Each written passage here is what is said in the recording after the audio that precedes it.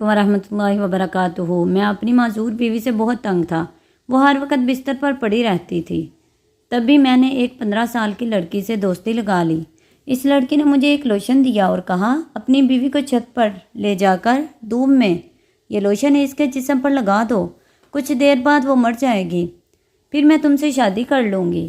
میں نے چھت پر جا کر بیوی کے جسم پر وہ لوشن لگایا تو میری چیخیں نکل گئی، کیونکہ صبح صبح کا وقت تھا، میرا دکان جانے کا ٹائم ہو گیا تھا۔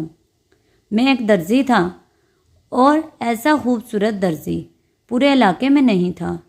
یہی وجہ تھی کہ میرا کام بہت زیادہ چلتا تھا اور میرے پاس زیادہ عورتیں ہی آتی تھیں۔ کبھی کبھی ہنس بول کر باتیں بھی کر لیتی تھی، میں بھی مسکرا کر بات کر لیتا۔ اب بظاہر مجھے ان سے کام تھا تو میں کوئی ان سے جھگڑا کرنے تو نہیں بیٹھتا تھا۔ وہ بھی کام سے آتی تھی اور مجھے بھی کام ہوتا تھا، اخلاق سے بات کر لیا کرتا تھا، پر پھر بھی پورے علاقے میں مشہور کہ میں بہت ہی زیادہ دل پھینک ہوں، جبکہ ایسی کوئی بات نہیں تھی۔ میں شادی شدہ تھا اور میری بیوی بہت ہی خوبصورت تھی۔ ہم دونوں نے محبت کی شادی کی تھی، سارے خاندان سے لڑائی جھگڑا مول لیا تھا اور اب ہم لوگ ایک فلیٹ میں رہتے تھے۔ میری بیوی کا نام سائمہ تھا۔ جب ہم لوگ کراچی میں فلیٹ دیکھنے کے لیے آئے تو اس نے کہا کہ اسے سب سے اوپر والا فلیٹ چاہیے۔ میرا کہنا تھا کہ اتنی اوپر ہم لوگ کیسے چڑھیں گے، کیسے اتریں گے، کیونکہ یہ کوئی اتنی اچھی بلڈنگ نہیں تھی، یہاں پر کوئی لفٹ کا سسٹم بھی نہیں تھا۔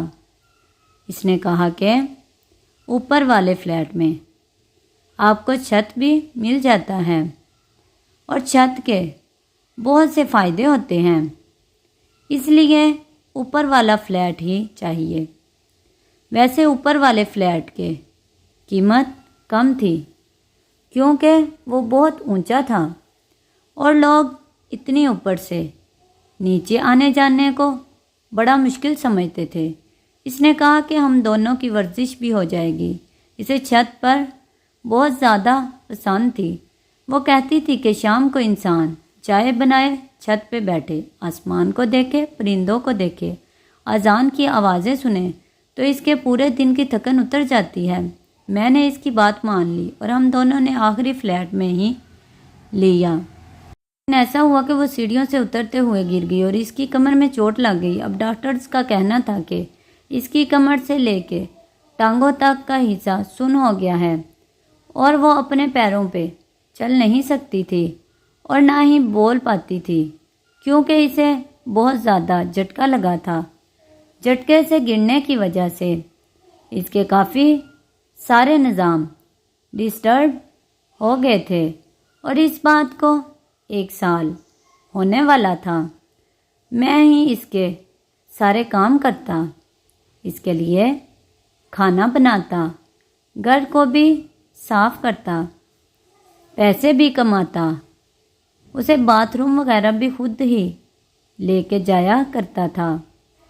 مجھے میرے سارے رشتہ دار قابل رحم نظروں سے دیکھتے تھے اور کہتے تھے کہ میں نے پسند کی شادی کی، اپنوں کا دل دکھایا، اسی لیے مجھے سزا ملی کہ شادی کے 1.5 سال بعد ہی میری بیوی معذور ہو گئی اور جب وہ سیڑھیوں سے گری تو وہ ماں بھی بننے والی تھی۔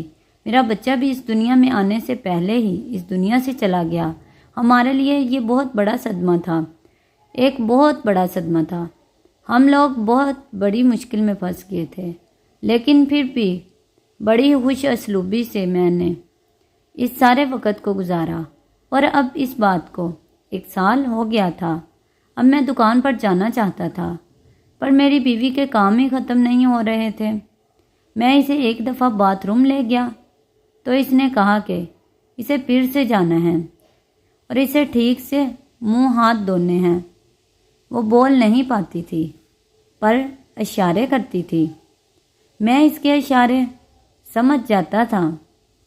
میں اس کے پاس موبائل فون رکھ کے جاتا تھا کہ اگر کوئی مسئلہ ہو تو وہ مجھے بیل مار دے اور میں سمجھ جاؤں گا۔ دکان میری زیادہ دور نہیں تھی۔ دوپہر کا کھانا بھی میں اس کے قریب رکھ کے چلا جاتا، اس کی دسترس میں، تاکہ وہ اٹھا کر کھا لے، اور پانی کا انتظام بھی کر جایا کرتا تھا۔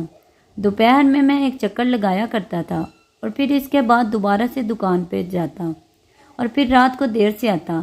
وہ بیچاری بھی اس روٹین کے ساتھ چل رہی تھی اور اس کا میرے لیے اتنا کرنا ہی کافی تھا۔ میں اسے پھر سے باتھ روم لے گیا۔ اب اس نے مجھے پھر سے اشارہ کیا۔ میں نے کہا اب کیا چاہیے؟ میں ذرا غصے سے بولا تو وہ سہم سی گئی۔ اس کے اس اشارے کا مطلب تھا کہ وہ لپسٹک لگانا چاہتی تھی۔ اس نے ہونٹوں پر لپسٹک لگائی۔ میں نے اسے شیشہ دکھایا اور وہ شیشے میں دیکھتے ہوئے لپسٹک لگانے لگی۔ میں نے اس کی تعریف کی اور میں نے کہا کہ بہت خوبصورت ہے میری پیاری بیوی۔ اس نے کہا کہ تبھی تو آپ کی بیوی کو نظر لگ گئی ہے۔ میں نے کہا کہ نہیں، سب کچھ ٹھیک ہو جائے گا۔ میں ایک مرد تھا، میری بیوی معذور تھی۔ میں گھر کے کام بھی کرتا تھا، پیسے بھی کماتا تھا، لیکن پھر بھی اللہ نے مجھے اتنی ہمت دی تھی۔ میں نے اپنی بیوی کو کبھی تانا نہیں دیا۔ اس 1 سال میں نے اس کے ساتھ کبھی لڑائی جھگڑا نہیں کیا۔ میں اس کا علاج بھی کروا رہا تھا۔ میری زندگی میں سب کچھ ٹھیک تھا اور اپنی دکان پر چلا گیا، اور پھر میں نے اس لڑکی کو دیکھا جو میری دکان پر آئی۔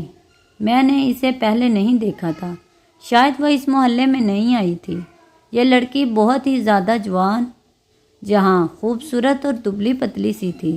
اس کا نام کرن تھا۔ آتے ہی کہا میرا نام کرن ہے، تمہارا نام کیا ہے؟ میں نے کہا مجھے تو سب درزی غفور کہتے ہیں۔ ہاں، میں تمہارے کام کے بارے میں ہی سن کے آئی ہوں، سنا ہے کہ بہت اچھے کپڑے سیتے ہو، میرے کپڑے سی دو گے؟ میں نے کہا کیوں نہیں۔ اس نے کہا کہ دراصل ایک شادی ہے خاندان میں اور میں شادیوں میں 4 گھنٹے بعد سوٹ بدلتی ہوں۔ یہ میری عادت ہے کیونکہ میں سب سے الگ لگنا چاہتی ہوں، اس لیے مجھے کوئی 16-15 سوٹ سلوانے ہیں 20 دن کے اندر۔ کیا تم سی دو گے؟ اس نے کہا کہ تم کیا یہ سب کچھ آسانی سے کر لو گی؟ میں نے کہا کہ ہاں، لیکن ارجنٹ کام کے پیسے تھوڑے زیادہ لگیں گے۔ اس نے کہا کہ پیسوں کی پرواہ نہیں کرو، جب میں تم سے 16 کے سوٹ ایک ساتھ سلوا سکتی ہوں تو کیا میرے پاس پیسوں کی کمی ہوگی؟ میں خوش ہو گیا کہ چلو مجھے ایک بڑا کام مل گیا۔ ویسے بھی کافی عرصے سے مجھے شادی کا آرڈر نہیں ملا تھا اور یہ شادی کا سیزن بھی نہیں تھا، لیکن کچھ لوگ بے موسم شادی کا پروگرام رکھ لیتے ہیں۔ خیر مجھے کیا تھا، میں نے اسے آرڈر لے لیا۔ اس نے کہا کہ وہ کل کپڑے بھی لے آئے گی اور ناپ بھی۔ میں نے کہا کہ ٹھیک ہے۔ میں نے اس کا نام اور آرڈر نمبر لکھ لیا۔ میں اپنی دکان میں ہی کام کر رہا تھا۔ وہ اگلے دن آ گئی۔ اس نے مجھے سارے کپڑے دے دیے اور سمجھا دیا کہ کس طرح کے سینے ہیں، پر اس نے کہا کہ مجھے ایک سوٹ ارجنٹ چاہیے۔ میں نے کہا کہ میں اس ٹائم اپنے گھر جاتا ہوں، میری بیوی بستر پر پڑی ہے، اسے دیکھنے کے لیے جانا ہوتا ہے۔ اس نے کہا کہ اگر تم یہ سوٹ ابھی سی دو گے تو میں تمہیں 1000 روپیہ ایکسٹرا دوں گی۔ میں سوچنے لگا کہ 1000 کے لیے اگر میں 1 گھنٹہ لگا لوں گا تو کیا ہو جائے گا؟ ویسے بھی میری بیوی اپنے گھر میں بیٹھی ہے، کوئی سڑک پہ تو نہیں بیٹھی۔ کھانا اور پانی میں اس کے پاس رکھ کے آیا ہوں، 1 گھنٹے سے کیا ہو جائے گا؟ 1 گھنٹہ تو انسان لیٹ بھی ہو جاتا ہے۔ ہاں یہ الگ بات ہے کہ جب سے میری بیوی کی ایسی حالت تھی میں گھر ہمیشہ ٹائم پہ ہی جاتا تھا، لیکن میں نے اس کا سوٹ سی دیا۔ مجھے 1 گھنٹے سے زیادہ لگ گیا۔ جب میں واپس رات کو گھر گیا اور گھر میں داخل ہوا تو سامنے کا منظر دیکھ کر حیران رہ گیا۔ میری بیوی زمین پر گری ہوئی تھی، پانی کا گلاس ٹوٹا ہوا تھا، شاید وہ پانی پینے کے لیے اٹھنے کی کوشش کر رہی تھی، کیونکہ جو پانی میں نے اس کے پاس رکھا وہ بہت ہی کم تھا۔ میں نے اسے اٹھایا اور اس کا منہ صاف کیا۔ اس کو تھوڑی سی چوٹ بھی لگ گئی تھی۔ میں نے اس پہ پٹی باندھی اور میں نے اسے قابل رحم نظروں سے دیکھا۔ میں نے اس کے پاس فون تو رکھا تھا، لیکن فون کی شاید بیٹری ختم ہو گئی تھی، اسی لیے وہ مجھے فون بھی نہ کر پائی۔ میں نے کہا کہ مجھے معاف کر دو، مجھے کام تھا، بہت ضروری کام تھا۔ وہ مجھ سے اشارے میں پوچھنے لگی کہ کیا کام تھا، تو میں نے کہا کہ دکان کا کام نہیں تھا، بس میری ایک رشتہ دار فوت ہو گئی تھی۔ میں نے اسے جھوٹ بول دیا۔ اگر میں اسے یہ کہتا کہ ایک جوان جہاں لڑکی کا سوٹ سینے کے لیے میں نے اتنی دیر لگائی اور تم اس چکر میں نیچے گر گئی اور تمہارے ساتھ اتنا برا ہوا تو ضرور غصہ کرتی۔ بیوی تو بیوی ہوتی ہے، بستر پر پڑی تھی تو کیا، آخر میں اس کو جواب دہ تھا، اسی لیے ڈر گیا اور میں نے جھوٹ بول دیا۔ اس نے بھی مسکرا کر سر ہلا دیا، جس کا مطلب تھا کہ کوئی بات نہیں۔ میں سوچنے لگا کہ مجھے اس کے ساتھ ایسا نہیں کرنا چاہیے تھا۔ میں نے کام تو کر دیا تھا، پر ابھی اس لڑکی نے مجھے پیسے نہیں دیے تھے۔ اس نے کہا کہ سارے پیسے ایک ساتھ ہی دے دوں گی۔ وہ جب بھی میری دکان میں آتی مجھے عجیب و غریب قسم کی ادائیں دکھاتی، میری آنکھوں میں دیکھتی، کبھی اپنے دوپٹے سے کھیلنے لگتی۔ دوپٹہ تو اس نے بس گلے میں ہی ڈالا ہوتا تھا، سر پہ بھی نہیں کرتی تھی، اور دوپٹہ بھی اس کا بہت ہی باریک سا ہوتا تھا۔ سب بازار والے لوگ اس کو دیکھتے تھے۔ میرے سامنے بھی ایک درزی بیٹھا تھا جو میرا دوست بھی تھا۔ اس نے کہا کہ یہ لڑکی آج کل تمہاری دکان پر بڑے چکر لگا رہی ہے، اس سے بچ کے رہنا۔ میں نے کہا کہ ہاں، لگتا ہے اس محلے میں نہیں آئی ہے۔ اس نے کہا کہ ہاں نہیں آئی ہے، لیکن کسی آدمی کو برباد کر کے آئی ہے۔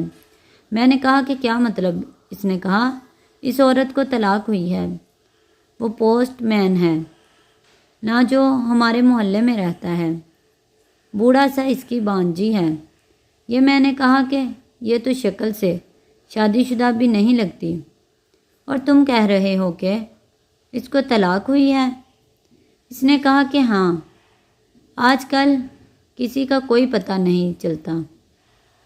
ہاں سنا ہے، بڑا امیر آدمی تھا، لیکن جب اسے اس کی حرکتوں کے بارے میں پتہ چلا تو اس نے غیرت میں آ کے اس کو طلاق دے دی۔ تم اتنے خوبصورت ہو، تمہارے پیچھے تو کوئی بھی عورت ہاتھ دھو کے پڑ جائے گی۔ میں نے کہا کہ اب کہاں میں خوبصورت رہ گیا، بس گھر کے کاموں میں الجھ گیا ہوں۔ میرے اس دوست نے کہا کہ کیا بھابھی کی حالت ابھی بھی ایسی ہے؟ میں نے کہا کہ ہاں۔ اس نے کہا کہ تم بڑا اچھا کام کر رہے ہو، اپنی بیوی کی خدمت کر رہے ہو، اللہ تمہیں اس کا اجر دے گا، سب کچھ ٹھیک ہو جائے گا، پریشان نہ ہوا کرو۔ لیکن اب میں نے پریشان ہونا شروع کر دیا تھا۔ میں ایک ساتھ سارے کام کر کے تنگ آ گیا تھا۔ جب میری بیوی ٹھیک تھی تو وہ بھی نوکری کرتی تھی، گھر بھی سنبھالتی تھی اور پیسے بھی کماتی تھی، وہ بالکل نہیں تھکتی تھی۔ لیکن یہ بات بھی تو اپنی جگہ ہے کہ عورتوں کو اللہ نے مردوں سے زیادہ برداشت دی ہے، ہم مردوں میں اتنی برداشت نہیں ہوتی ہے۔ اب تو میں اس بات کو مان گیا تھا اور میں بہت تھک گیا تھا۔ ایک دن میں اپنی بیوی کو دیکھ رہا تھا اور سوچ رہا تھا کہ میں اس کے لیے کتنا کچھ کرتا ہوں۔ یہ معذور ہے، بیمار ہے، پھر بھی میں اس کا خیال کر رہا ہوں۔ میں نے اس کو اپنی زندگی سے نہیں نکالا۔ کیا واقعی یہ اس قابل ہے؟ اگر میں اس کی جگہ ہوتا تو یہ ضرور مجھے چھوڑ کے چلی جاتی، کیونکہ یہ بہت زیادہ خوبصورت تھی۔ جب ہماری محبت عروج پر تھی تو اس کی کسی کے ساتھ منگنی ہو چکی تھی، وہ اس کا کزن تھا، لیکن میرے لیے اس نے اس کو چھوڑ دیا تھا، تو پھر یہ کسی اور کے لیے مجھے کیوں نہ چھوڑ دیتی؟ میرے دل میں عجیب و غریب خیال آنے لگے تھے۔ آج کل میں کرن کے بارے میں ہی سوچتا رہتا تھا۔ وہ روز مجھ سے کوئی نہ کوئی جوڑا سلوا لیتی، اور ابھی تک اس نے کوئی پیسے نہیں دیے تھے، پر اب مجھے پیسوں کی ضرورت نہیں تھی کیونکہ مجھے وہ اچھی لگنے لگی تھی۔ مجھے اس سے باتیں کرنا، اس کی باتیں سننا اچھا لگتا تھا۔ وہ میری دکان میں آتی تھی۔ میں نے اس سے پوچھا کہ تمہارے بارے میں افواہیں اڑ رہی ہیں کہ تمہیں طلاق ہوئی تھی۔ اس نے کہا کہ ہاں، میری شادی جب کسی بوڑھے سے کروا دی جائے گی تو پھر طلاق نہیں ہوگی تو اور کیا ہوگا؟ میری عمر دیکھو، میری شکل دیکھو، کیا میں اس قابل تھی کہ میری شادی کسی بوڑھے سے کروا دی جاتی؟ کیا بوڑھے مردوں کے ساتھ جوان عورتیں خوش رہتی ہیں؟ میں نے کہا کہ ہاں، یہ تو تمہارے ساتھ بہت برا ہوا۔ اس نے کہا کہ میری قسمت اچھی تھی کہ مجھے طلاق ہو گئی، اگر نہیں ہوتی بہت بدقسمت ہوتی۔ پھر اب آگے کیا ارادہ ہے؟ کیا ساری زندگی اکیلے گزارو گی؟ کسی نے نہ کسی کو تو ہم سفر بنانا ہی ہے، لیکن جس طرح کا مرد مجھے چاہیے اس طرح کا کوئی نہیں ہے۔ میں نے کہا کہ کیسا ہو؟ اس نے کہا کہ شکل و صورت کا اچھا ہو، قد کاٹ کا بڑا ہو، مضبوط آدمی ہو، صحیح مرد لگتا ہو۔ مجھے ایسا کیوں لگ رہا تھا جیسے وہ میری ہی بات کر رہی ہے، یعنی جیسے مرد کی اسے تلاش تھی، میں بالکل ویسا ہی تھا۔ اس نے مجھے پر ڈورے ڈالنے شروع کر دیے اور میں ان ڈوروں کے اندر پھنستا ہی گیا۔ یہ بھول گیا کہ اس سے پہلے بھی میں نے کچھ کچے داغوں کو باندھ رکھا تھا۔ وہ کچے دھاگے میری محبت کے تھے، وہ محبت جو میں سائمہ سے کرتا تھا۔ کہتے ہیں کہ محبت کا کچا دھاگا ایک ہی وقت میں بڑا کمزور اور بڑا مضبوط ہوتا ہے۔ مضبوط اتنا کہ زمانے والے مل کے بھی اسے توڑنے کی کوشش کریں تو ٹوٹتا نہیں ہے، لیکن کمزور اتنا ہوتا ہے کہ کبھی کبھی بدگمانی کی کینچی سے ہی فوراً کٹ جاتا ہے۔ میں اب گھر آتا تو مجھے میری بیوی پر غصہ آتا تھا۔ مجھے وہ بری لگنے لگی تھی۔ میں اس کی فرمائشوں سے تنگ آ گیا تھا۔ ایک دن ایک محلے والی عورت آئی تو کچھ کھانے پینے کی چیزیں لے کر آئی۔ میں نے کہا کہ آپ لوگ اوپر کیوں نہیں آتے؟ اس نے کہا کہ اب آپ کی اوپر والی منزل پر کون چڑھے؟ آپ کی بیوی تو سیڑھیوں سے گر کے ہی اس حال کو پہنچ گئی۔ میں نے کہا کہ اس کے لیے دعا کریں، اللہ کرے کہ وہ ٹھیک ہو جائے۔ اس عورت نے کہا کہ ایسے لوگ ٹھیک نہیں ہوتے۔ میری ایک بہن کے ساتھ بھی یہی ہوا تھا۔ 19 سال بستر پر پڑی رہی اور اس کے بعد؟ میں نے کہا کہ کیا اس کے بعد؟ ٹھیک ہو گئی۔ اس نے کہا کہ نہیں، اس کے بعد اس دنیا سے ہی چلی گئی۔ میں مزید مایوس ہو کے رہ گیا۔ میں ساری زندگی اپنی بیمار بیوی کی خدمت کرتے ہوئے گزار دیتا۔ واقعی اس کو دوسرا سال شروع ہو چکا تھا، لیکن ابھی تک بالکل بھی ٹھیک نہیں ہوئی تھی۔ ڈاکٹر نے بھی کوئی اچھی خبر نہیں سنائی تھی۔ میں اسے ہر مہینے ڈاکٹر کے پاس لے جایا کرتا تھا۔ ایک دن مجھے کرن نے ایک بڑی ہی عجیب بات کہی۔ اس نے کہا کہ میں تمہیں پسند کرتی ہوں، تم سے شادی کرنا چاہتی ہوں۔ میں اسے اپنی بیوی کے بارے میں تو پہلے ہی سب کچھ بتا چکا تھا۔ میں نے اسے اپنی بیوی کی تصویر بھی دکھائی۔ تب اس نے کہا کہ وہ بہت خوبصورت ہے۔ اس نے کہا کہ دیکھو، تمہاری نہ تو شکل ہے اور نہ ہی عمر ہے یہ سب کرنے کی۔ کیا تم ساری زندگی اپنی بیوی کی خدمتیں کرتے رہو گے، اس کی غلاظت صاف کرتے رہو گے؟ میرے ساتھ چلو، ہم دونوں بھاگ کر شادی کر لیتے ہیں۔ میں اپنے ساتھ اتنی ساری دولت لے آؤں گی کہ ہمیں کوئی مسئلہ نہیں ہوگا۔ کسی اور شہر میں جا کر تم اپنی دکان بنا لینا، میں گھر سنبھال لوں گی۔ تم دکان سنبھالنا، تمہارے ہاتھ میں ہنر ہے، یہ ہنر تو تم کہیں بھی استعمال کر سکتے ہو۔ میں نے کہا کہ پر میری بیوی کا کیا ہوگا؟ میں اسے ایسے ہی چھوڑ کے تو نہیں جا سکتا۔ اس نے کہا کیوں نہیں جا سکتے؟ اپنی بیوی سے چھٹکارا کیسے حاصل کرنا ہے یہ تمہارا کام ہے۔ میں تمہارے ساتھ بھاگ جانے کو تیار ہوں۔ میں سوچ میں پڑ گیا اور میرے دماغ میں ایک آئیڈیا آ گیا۔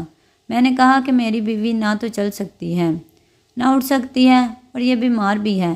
میں نے اس کے لیے جو کرنا تھا کر لیا، شاید اب اس کو بھی نجات کی ضرورت ہے۔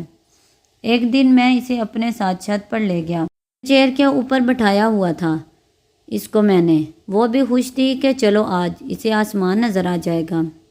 بڑی مشکل سے میں اسے اوپر لے کر آیا، لیکن وہ یہ دیکھ کر حیران رہ گئی کہ یہ کوئی شام کا وقت نہیں تھا بلکہ تپتی دوپہر تھی۔ وہ مجھے کہنے لگی کہ نیچے لے جاؤ، بہت گرمی ہے۔ اوپر تو بڑی تیز دھوپ تھی۔ میں نے کہا کہ کیوں، تمہیں تو چھت بڑی اچھی لگتی ہے، تمہیں تو بہت پسند تھی، تمہیں تو دھوپ بہت پسند تھی، تم آسمان کو دیکھنا چاہتی تھی۔ اب یہیں پر بیٹھو اور میں جا رہا ہوں۔ میں نیچے نہیں جا رہا ہوں بلکہ میں اپنی زندگی جینے جا رہا ہوں۔ میں تمہاری خدمتیں کر کر کے تنگ آ گیا ہوں۔ تم کیا چاہتی ہو کہ ساری زندگی تمہارے کام کرتا رہوں، تمہارا غلام بنا رہوں، تمہارا نوکر بن جاؤں؟ میری شکل دیکھو، تم جیسی ایک نہیں 10 عورتیں مل سکتی ہیں مجھے، تو پھر کیوں میں اپنی زندگی تمہارے ساتھ خراب کروں؟ مجھے معاف کر دینا، جتنا میں نے تمہارے لیے کر لیا اس سے زیادہ نہیں کر سکتا۔ اگر تم اپنے قدموں پہ کھڑی ہو جاؤ گی تو شاید ہماری زندگی میں سب کچھ ٹھیک ہو جاتا، لیکن تمہاری بہتری کی کوئی امید ہی نہیں ہے۔ میری ڈاکٹر سے بات ہوئی ہے، میری بیوی پریشان ہونے لگی۔ میں نے کہا تم یہیں پہ پڑی رہو گی اور 3-4 دن میں تمہیں زندگی سے نجات مل جائے گی۔ جب تک لوگوں کو پتہ چلے گا کہ تم اس دنیا میں نہیں رہی، تب تک میں یہاں سے کہیں دور چلا جاؤں گا۔ ایک لڑکی ہے جس سے میں محبت کرتا ہوں، بس اسی کے ساتھ جا رہا ہوں۔ میں نے وہیل چیئر کو لاک کر دیا۔ اب وہ وہیل چیئر کو گھما بھی نہیں سکتی تھی۔ ویسے بھی اس کا ایک ہاتھ کام نہیں کرتا تھا۔ وہ اپنی دبی دبی سی آواز میں چلانے لگی، مجھے پکارنے لگی، پر میں نے پلٹ کر نہیں دیکھا۔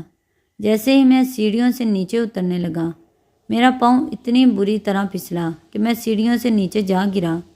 مجھے اپنا پورا جسم محسوس ہی نہیں ہو رہا تھا، صرف اپنا ایک ہاتھ محسوس ہو رہا تھا اور میں آخری سیڑھی کے پاس پڑا ہوا تھا۔ میں نے چلا چلا کر بلانے کی کوشش کی، لیکن کوئی میری آواز نہیں سن رہا تھا۔ میں 4-5 گھنٹے اسی طرح گزر گئے۔ میں وہیں پر پڑا رہا، بے یار و مددگار تھا۔ میرا فون بھی میرے پاس نہیں تھا۔ جب میں نے دیکھا کہ اوپر والی سیڑھی سے کوئی نیچے آ رہا ہے، اور میں یہ دیکھ کر حیران رہ گیا کہ وہ کوئی اور نہیں بلکہ میری بیوی تھی۔ جب میری بیوی کی جان پر بن آئی اور اسے لگا کہ وہ اس دنیا سے چلی جائے گی اور یہیں پڑی رہے گی، اس کی موت ہو جائے گی، تو اس نے اپنی آخری طاقت کو استعمال کیا، جس کو ول پاور کہتے ہیں، اور وہ اپنے قدموں پر کھڑی ہو گئی۔ وہ خود چل کر نیچے آ رہی تھی، لڑکھڑاتے قدموں کے ساتھ اپنی جان بچانے کے لیے، لیکن جب اس نے دیکھا کہ میں بھی سیڑھی سے نیچے ہی پڑا ہوا ہوں اور میری حالت بہت بری ہے، تو فوراً میری طرف بڑھی، مجھے اٹھانے کی کوشش کرنے لگی۔ اسے سمجھ آ گیا کہ میرے ساتھ کیا ہوا ہے۔ میرے ساتھ مکافات عمل ہو گیا تھا۔ جو میں اس کے ساتھ کرنا چاہتا تھا وہ میرے ساتھ ہو گیا تھا۔ وہ میری حالت پر پڑ گئی، میں اس کی حالت پہ چلا گیا تھا۔